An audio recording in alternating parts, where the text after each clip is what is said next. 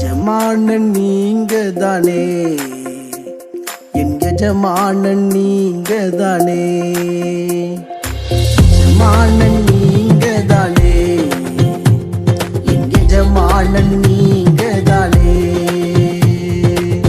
உன் கரத்தையே நோக்கிடுவே, என்னை என்றும் நீர் நடத்திடுவே. ஆண்டவராகிய இயேசு கிறிஸ்துவின் நாமத்தினாலே உங்கள் அனைவருக்கும் 2246வது காலை மன்னா செய்தியின் மூலமாக உங்களை சந்திப்பதில் மிக்க மகிழ்ச்சி அடைகிறேன். தேவனாகிய கர்த்தர் இந்த இரவு முழுதும் பாதுகாத்து அற்புதமாய் ஒரு புதிய நாளை தந்திருக்கிறார். அவருக்கே மகிமை உண்டாகட்டும். இந்த நாளிலும் நாம் யாருக்காக எதற்காக ஜெபிக்க வேண்டும் என்று சொன்னால், ரட்சிக்கப்படாத வாலிபர்கள் ரட்சிக்கப்பட வேண்டும். உங்கள் குடும்பங்களில வாலிப பிள்ளைங்க வாலிப பசங்க இருப்பாங்கன்னா அவங்களுக்கு இயேசுவை பற்றி சொல்லி வார வாரம் சபைக்கு அழைத்து கொண்டு போய் சத்தியத்தின் பாதையில் அவங்களை நடத்துங்க. அது தேவனுக்கு பிரியமுள்ள வாழ்க்கையாய் அமைகிறது. அதே வேளையில் ரட்சிக்கப்பட்ட வாலிபர்கள் கர்த்தருடைய ஊழியத்தை செய்ய பகுதி நேரமாய் முழு நேரமாய் அர்ப்பணித்து வரும்படியாக சபையோடு இணைந்து ஊழியம் செய்யும்படியாக ஜெபிப்போம். தேவன் பெரிய காரியங்களை செய்வாராக. இந்த காலை மன்னா ஆதாரத்துக்காக எடுத்துக்கொண்ட வேத வசனம் மத்திய எழுதின சுவிசேஷம் 3ஆம் அதிகாரம் 17வது வசனம். அன்றியும் வானத்திலிருந்து ஒரு சத்தம் உண்டாகி, இவர் என்னுடைய நேசகுமாரன், இவரில் பிரியமாய் இருக்கிறேன் என்று உரைத்தது. பிதாவாகிய தேவன் இயேசு ஞானஸ்தானம் பெறும்போது அங்கே சத்தம் உண்டாகிறது, இவர் என்னுடைய நேசகுமாரன், இவரில் பிரியமாய் இருக்கிறேன். இயேசு யோர்தான் நதியில யோவானால் ஞானஸ்தானம் பெற போகிறார். யோவான் என்ன சொல்கிறார் கேட்டா, உம்மாலே நான் ஞானஸ்தானம் பெற வேண்டியது இருக்க, நீர் ஞானஸ்தானம் பெறலாமா அப்படி சொல்லி தன்னை தாழ்த்துகிறார். அப்பொழுதுதான் இயேசு சொல்லுகிறார், மத்திய எழுதின சுவிசேஷம் 3ஆம் அதிகாரம் 15ஆம் வசனத்துல, இயேசு அவனுக்கு பிரதியுத்தரமாக, இப்பொழுது இடம் கொடு, இப்படி எல்லாம் நீதியையும் நிறைவேற்றுவது நமக்கு ஏற்றதா இருக்கிறது என்றார். அப்பொழுது அவருக்கு இடம் கொடுத்தாள். இயேசு சொல்லுகிறார், நீதியை நிறைவேற்றுவது நமக்கு ஏற்றதா இருக்கிறது. இயேசு கிறிஸ்துடைய வாழ்க்கையில எப்பவுமே வாழ்க்கை தான் முதல் பிரசங்கமா இருந்தது. அதுக்கு அப்புறம் தான் வார்த்தை 2வது பிரசங்கமா இருந்தது. இதை கேட்கிற அன்பான கர்த்தருடைய பிள்ளைகளே, நம்ம சர்ச்சைக்கு போகிறோம், இயேசுவை நேசிக்கிறோம். நம்முடைய வாழ்க்கை தான் முதல் பிரசங்கமா இருக்க வேண்டும். 2வது நம்முடைய வார்த்தை 2வது பிரசங்கமா இருக்க வேண்டும். அப்பொழுதுதான் ஜனங்கள் ரட்சிக்கப்படுவார்கள்.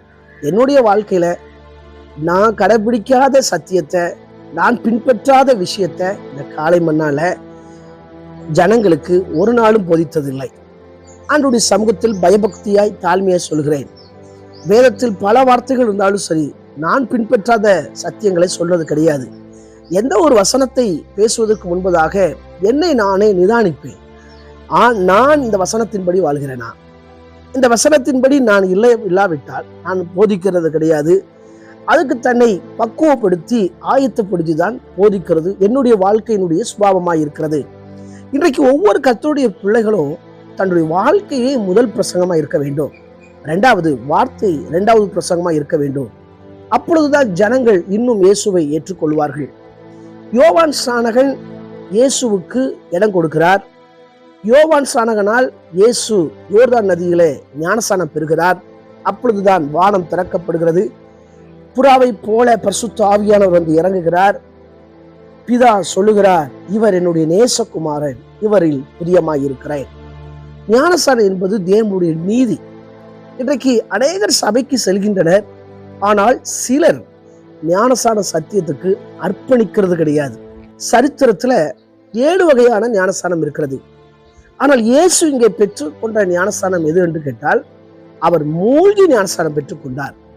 பழைய பாவம் மன்னிக்கப்பட்டதுக்கு அடையாளமாக அவர் மூழ்கி ஞானஸ்நானம் பெற்றுக்கொண்டார். ஞானஸ்நானம் என்பது தேவனுடைய உடன்படிக்கை.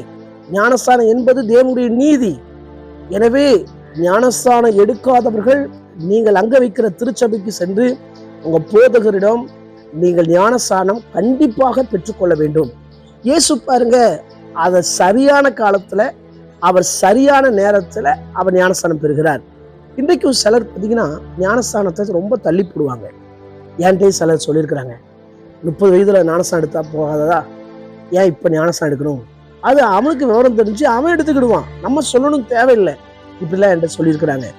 அப்படி இல்லை, பிள்ளைகளுக்கு ஞானஸ்தான சத்தியத்தை சொல்லிக் கொடுக்கணும், பிள்ளைகளை ஞானஸ்தானத்தின் பாதையில் நடத்தணும்.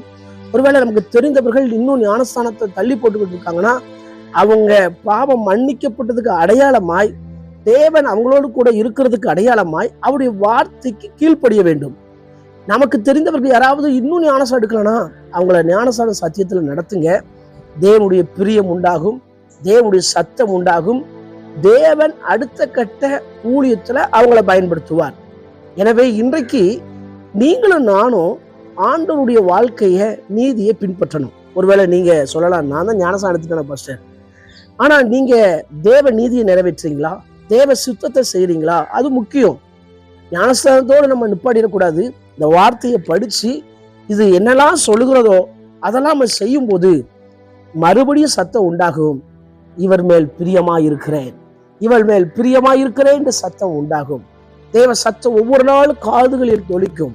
இதில் நடவுங்கள், வலதுபுறம் இடதுபுறம் எதுல நடக்கணும்னு சொல்லி ஆண்டவர் வழி காட்டுவார். வேதம் சொல்லியிருக்கிறது, நான் உனக்கு போதித்து நீ நடக்க வேண்டிய வழியை காட்டுவேன், உன்மேல் என் கண்ணை வைத்து உனக்கு ஆலோசனை சொல்லுவேன் என்று சொல்லியிருக்கிறார். எனவே நாம் தேவ சத்தத்தை கேட்கிறவர்களாய், தேவனுடைய பிரிய நம் மேல உண்டாகும்படியாய் இந்த உலகத்திலே வாழ்ந்து காட்டுவோம்.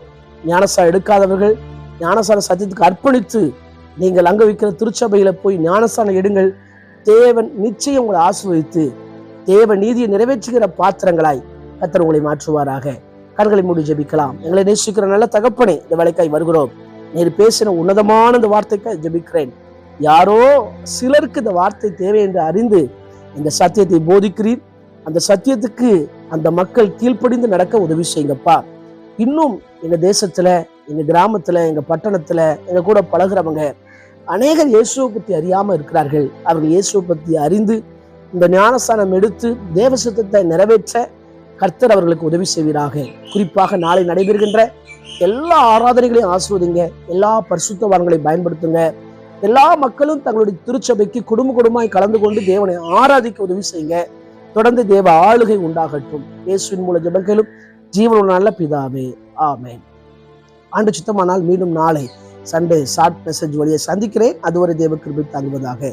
மாரநாதா, இயேசு வருகிறார். ஆயத்தமாவோம், அனைவரை ஆயத்தப்படுத்துவோம். ஆமென். அல்லேலூயா. Praise the Lord.